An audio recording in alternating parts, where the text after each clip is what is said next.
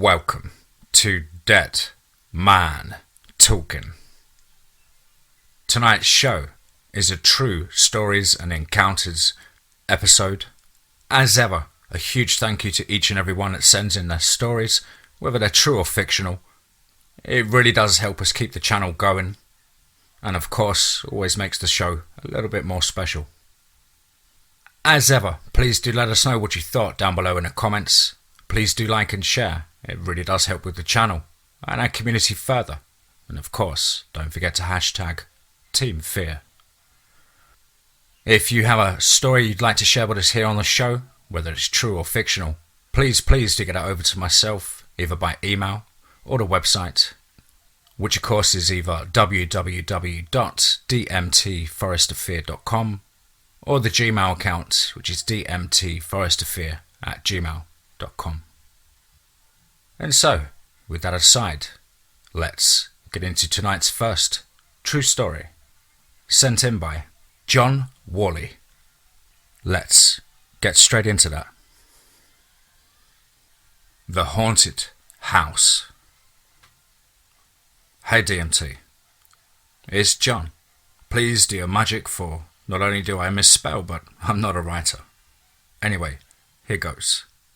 This story starts to take place in Indiana, not far from the Libra State Park, in 1965. When I was about 4, and it comes to a head when I was in my early 40s. Early in life as a kid, we would travel from Indy to my grandpa's home in the country. Often our parents would leave us, being me, my 2 older sisters, Trish and Peg, leaving our Uncle Skip in charge of our care. Now, he was like a big kid, funny, full of life, and rather a good singer and guitar player. We would all play hide and seek around the barn and woods area, just until it got dark, so he couldn't lose one of us for my dad being a big man. Well, you know. After a while, we all started getting bored and whining. You know how kids are.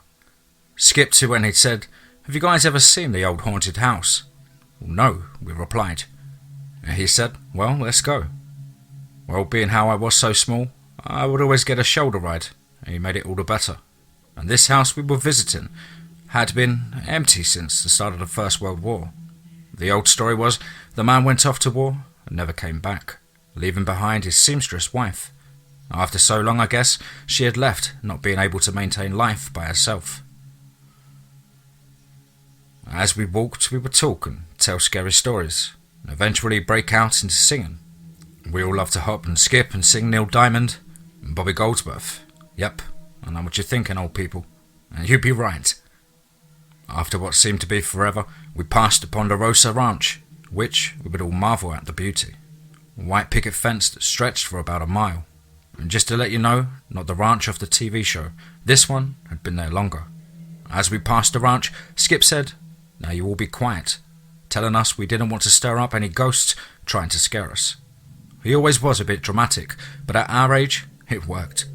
We turned right at the tree in the road, and he whispers, "Shh, we're here." Just to our left of the old gravel road, we seen it barely through the overgrowth. An old single-story house with a wraparound porch. This place, I'm telling you, looked like something out of an old Sammy Terry movie, if you know what that is. We quietly made our way up to the house and tiptoed across the porch, peeking through the windows. Everything looked very old, like from the late 1800s to early 19. I remember getting upset for it, looking like there was a ghost with no beard. Laughing, Skip said, "It's just an old mannequin used for making clothing." We all peered into the window, trying to take in all of the things in the house. It was like stepping into the past. Old fountain pens, zither piano, and everything was covered with sheets. And this was done back then to keep the dust off the furniture, which looked creepy, if you ask me. When all of a sudden, we heard this sound sounding like old rusted hinges screeching from what we thought was inside the house, and a loud voice yelling, "Leave now." I didn't have time to think when Skip grabs me up under his arms and yells, "Run," and we all start screaming, and in a flash we're running back down the road. None of us said a word until we were almost at Grandpa's house, and Skip was just a little bit older than my oldest sister, making him 16. He tried lightening the mood, saying, "Okay, I'm going to put ketchup all over my chest and neck, and when your parents get back you all run out screaming and we'll freak them out. Well, the joke was on us. Mum and Dad knew how Skip was and we got it good. Now fast forward 30-something years. Peg and I, along with her husband from south of the border, were sent on a mission from Indianapolis, we call Indy, to find our older brother. He was more than likely at Grandpa's old house. You see, he was not raised with us as kids because he was scared of our home as a kid, that being another story. Granny Baby is what we would call him, because my mother's grandparents raised him. My sister was worried she hadn't seen him in over a year. Hell, I've not seen him in 15, I explained. He was still a little bit of a loner, and to be honest, we were all dysfunctional, to agree.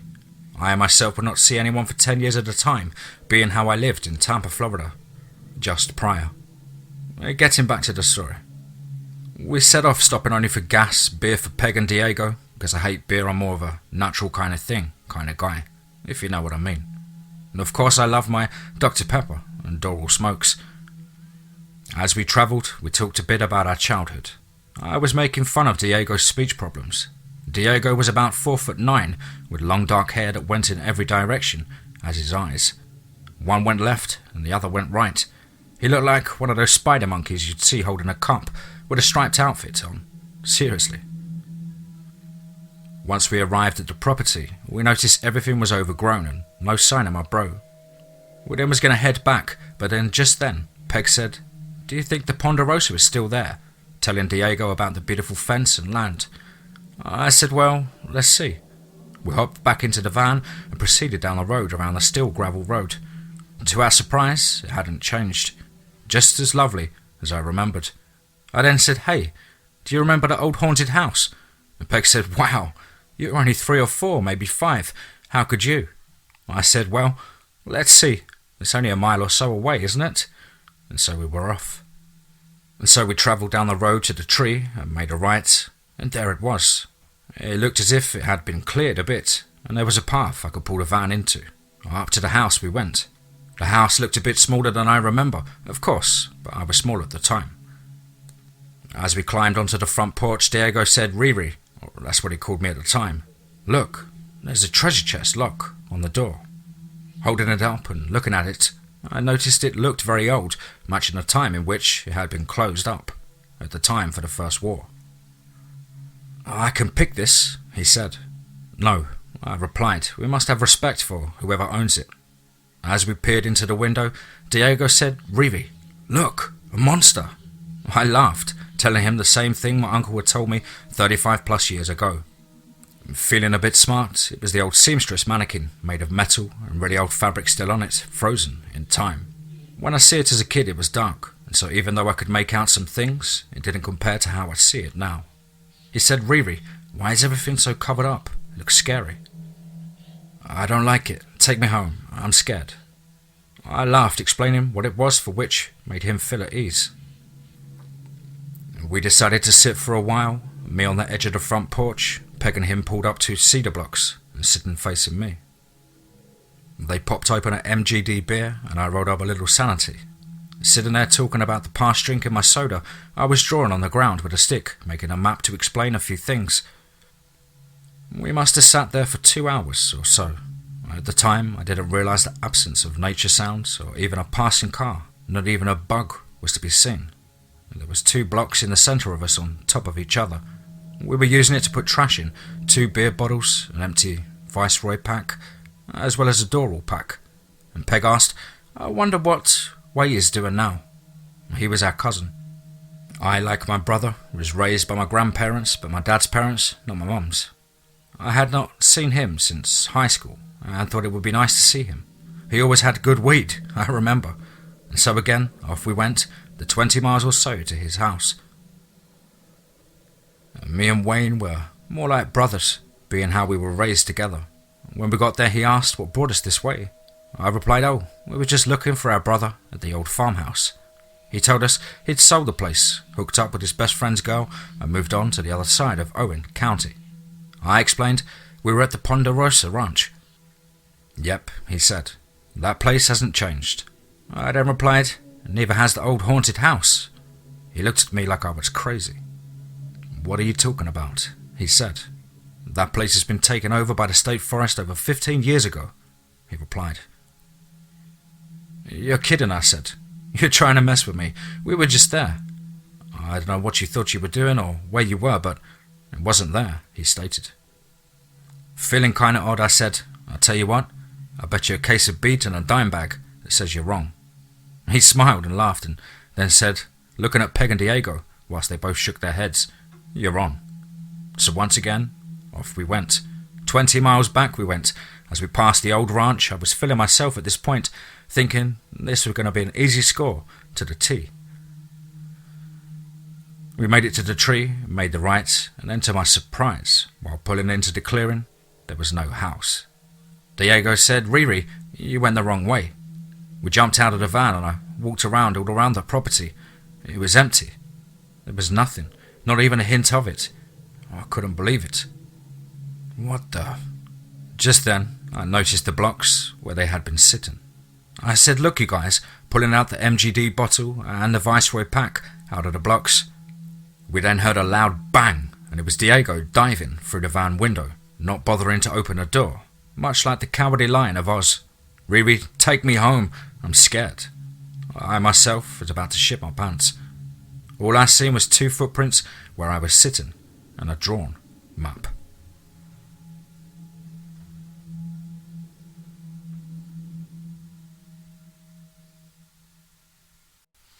This next story was submitted by the wonderful Bernadine Williams.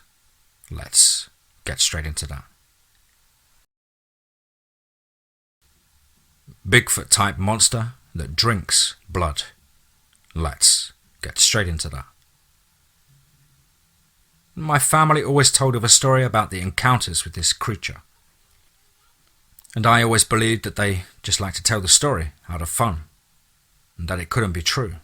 Although ever since I could remember, I always had this reoccurring dream of one of those encounters, with my mind making up this part, a part that they never had ever described. Our family lived in Samaria, Idaho, which is north of Salt Lake City, Utah.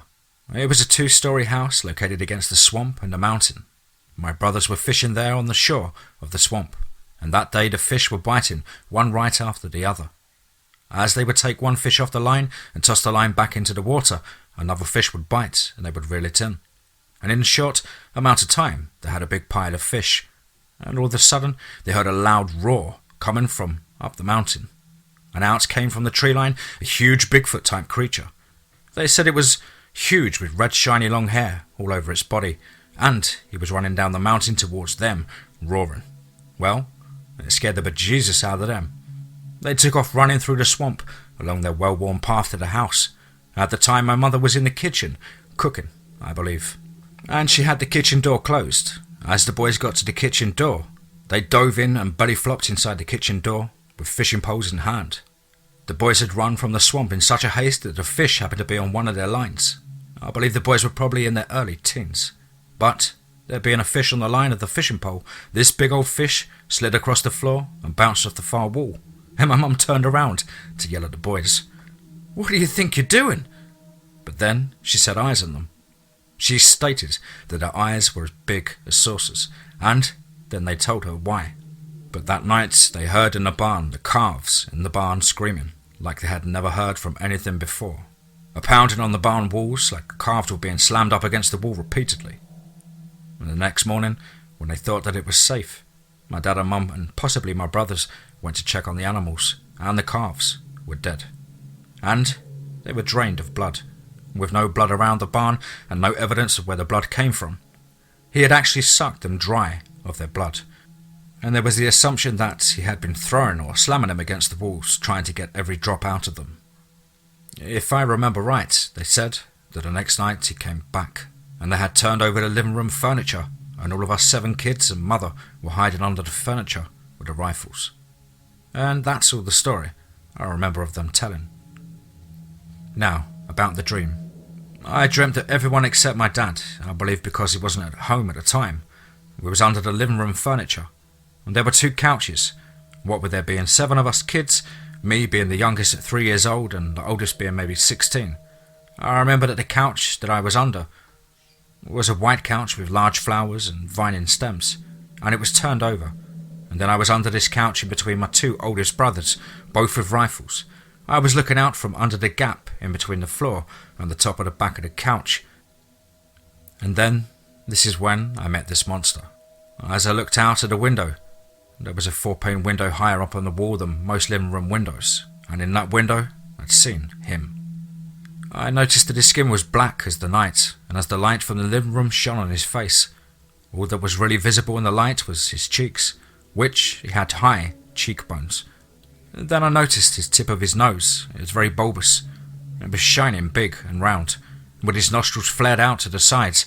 It looked like how you'd look if you were to put your finger on your nose and pushed it down. Then I looked down at his lips, which only his bottom lip was visible in the light, and I could even see the lines on his lip, and then down to his chin, and it was also rounded. Then I looked up and also noticed that his head filled in the whole window, and then I see his eyes glowing. Yes, I said glowing. They were glowing red eyes, and we met eyes, and he drew me into him, and then I would awaken. The next story is by Daddy of Fees, and is entitled Dogman, Change Me Forever. Let's get straight into that. I live in southern Ohio, near to the Ohio River. Myself and a few friends decided to go explore the abandoned hospital that backed up against a giant hill and large forest across the river in Maysville, Kentucky. It was a local spot for dumb teenagers to go and scare each other and play grab-ass with their girlfriends, and so running into other people wasn't uncommon, but you could usually tell if other people were there because there would be cars parked near it. That being said, on this night, we were the only dumb teenagers there. The moment we got out of the car, everything felt wrong. We knew we weren't allowed to be there because the building was condemned, but this felt like we were actually in danger, which of course we always were because it was condemned. But it just felt different. Now by this point, I had been to Hazelwood Hospital 20 times or so, and I was familiar with the layout. Once the three of us had gotten inside, we had been there for about 45 minutes when we split up to tag some different places and explore. I went to go take pictures of the morgue in the basement to see if I could capture or photograph any orbs or anything really cool. I had been in the morgue for about 10 minutes when I smelled the most foul smell I'd ever smelt. It was like rot. I don't know what it was rotting, and I imagine it was a large dog or coyote, but all I could do was make out was that it was about 40 pounds of rotting meat. I had just started to look at the meat chunk when I heard the slam of a steel door, and what sounded like running through puddles of water, which meant whatever it was in the basement with me, because the floor had about 3 inches of water standing in it. And so naturally, I figured it was my shitty friends playing a prank on me. That was when I decided to get them back and scare them before they could scare me. Now the way the morgue was set up, you could actually climb on top of the coolers that I used to store the bodies in, and so I hopped up there and laid in wait to scare the shit out of my friends. And I had been there no more than a minute when I heard screaming. Now, I've known my friends my entire life, which, at this point, had been 19 years. I've never heard screaming like this. The screaming stopped, and I heard hard footsteps running above me, and what I can best describe as pounding. Now, I'd be lying if I said I wasn't freaking out a little, because this wasn't like my friends. It was usually hide behind a corner and jump out and go, "Gotcha!" But this was different. This was dread that I was starting to feel.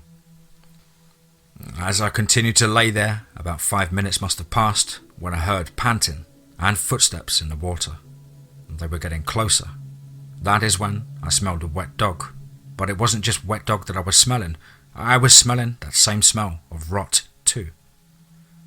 Then another steel door slammed, and I could tell it was the same door I passed before I got into the morgue store. The panting was now even louder, and honestly, it sounded more like laboured breathing and sniffing. Now, at this point, I am terrified, and I'm trying to slowly back away from the edge of the cooler I'm on so I can slip behind the wall the cooler backs up to and drop into the boiler room. I'm almost to the end of the cooler when I hear the morgue door slam open and break the tiles on the wall with a door handle. I am less than 35 feet from whatever it is that's panting and smelling like death, and all I can do is think run, run, run. And I could hear the sniffing, and then I heard the deepest, most menacing growl I've ever heard. The movies and shows do not do justice to just how deep and rough a growl of this size sounds. It was sniffing me out. It was actually smelling where I had been. I dropped down behind the wall in the boiler room, and I thanked God that the door that connected the morgue to it was blocked with old gurneys and a locker on its side, which I thought would stop this thing from getting in. But I was wrong. So very wrong. I hadn't been in the boiler for more than 30 seconds before I heard the pounding and scratching on the steel door. It sounded like Freddy Krueger was trying to carve his way through the steel door. And then I heard the sound that still haunts me to this day. It howled, and I mean it bellowed a howl so loud I had to cover my ears. Now, on the other side of the boiler room was the access to the generator and the dock stores the trucks used to unload, and the hillside that leads to the woods. Now, when I reached the other side of the room, I could hear this thing slamming into the door and knocking the lockers away and the gurneys. I opened the door to the dock room, and when I looked back, I saw the arm of this creature sticking through the opening it had made, and it was like a horror movie. It was a grey and brown mass of fur, but it looked like a human arm, but it didn't because the hand was all wrong. The hand had 5 digits, but the claws would have made a bear run in fear. I slammed the door behind me and ran for the dock doors. The dock doors wouldn't budge, and I could hear the gurneys overturning and the lockers sliding on the floor. It was getting through, and the only thing between me and it now was a single door. I ran to one of the windows by the dock doors and proceeded to bust it out, which mangled my hand from the glass. Then, as I was pulling myself through the window, I heard the door finally get slammed into, and one of the hinges completely flew off the door and it hit the wall. I tumbled out of the window and hit the cold, wet ground. When I stood up, I saw it in the doorway. Now, I am 6'4", 250 pounds, not little by any means. This thing took up the entire doorway, an 8 foot tall, 3 foot wide door. It was covered head to toe in greyish brown fur, and it had a very narrow snout, almost like a Doberman pinscher, and its ears were just barely visible because of the doorway, but I could tell that they were pointing up just like a dog's. I couldn't believe what I was seeing, and I was completely paralysed. This thing was staring right into my soul, looking at every delicious part of it was going to enjoy. I've never felt like an item on a menu before, but I can tell you, it was terrifying. And then it snarled, and that woke me out of my disbelief of what I was seeing. I turned and ran. I ran up the hill into the woods to get around the hospital to get back to the street where the car was parked. I hadn't made it 25 feet when I heard it clawing to get out of the window. I knew I would never make it to the car this way. And so I ran back towards the hospital where the fire escape ladder was. I had used the ladder before to climb into the roof to take pictures of the entire town. I completely skipped the first 3 rungs of the ladder and was now inside the enclosed part of the fire escape. Again, this thing howled, and I could feel the waves of pure terror filling my body.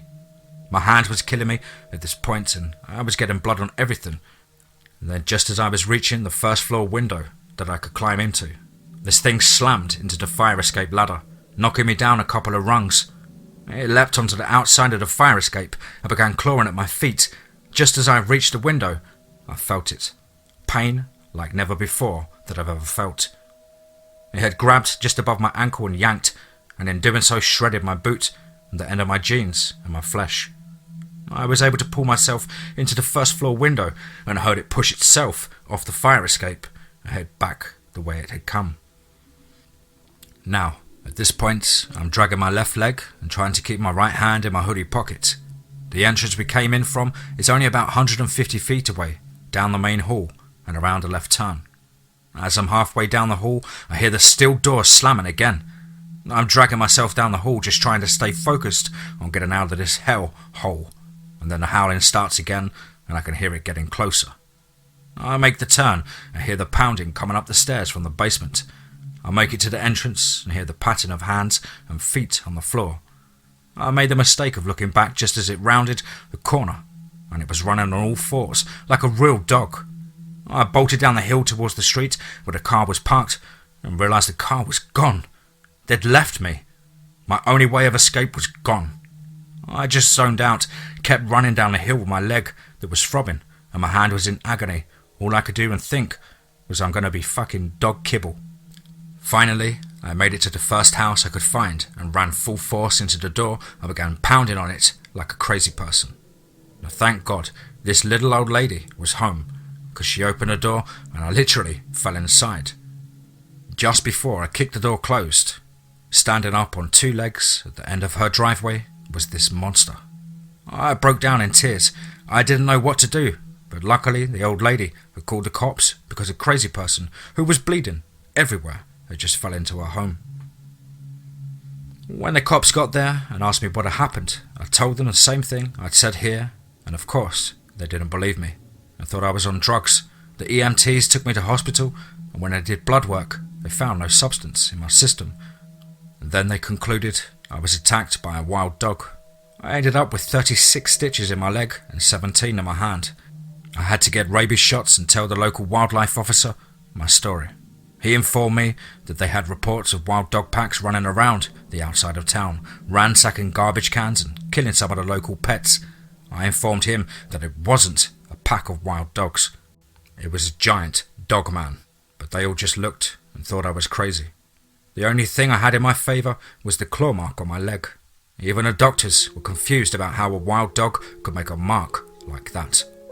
Now, you know my story, and you know why absolutely no, we are not at the top of the food chain. I've never been back to Hazelwood Hospital, and I never deterred anyone from ever going there. That experience has haunted me for the last 11 years of my life. It has made me into the overcautious man I am. I always have to know where every exit is when I walk into a building, and I always know where the large clumps of woods are. This experience changed me forever, and it changed the way I look at the world we live in. Just because we all haven't seen something doesn't mean it doesn't exist. It just means some people haven't been hunted for their life. I have no doubt what stalked me that night was a Dogman. I know it in my bones.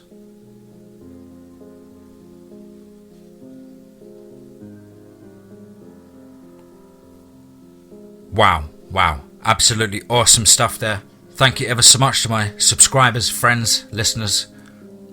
Wonderful stuff. Truly horrifying, of course, and always sets my back up every time I record these stories. If it's a late recording, sort of 3 a.m. sometimes. And I'm just the only person up in the house talking about ghosts, Dogman, werewolves, witches and nightmares. I hope you guys enjoyed that as much as I. As ever, I hope you're having a wonderful week, working hard, getting it in. And above all, remember, be safe, not sorry.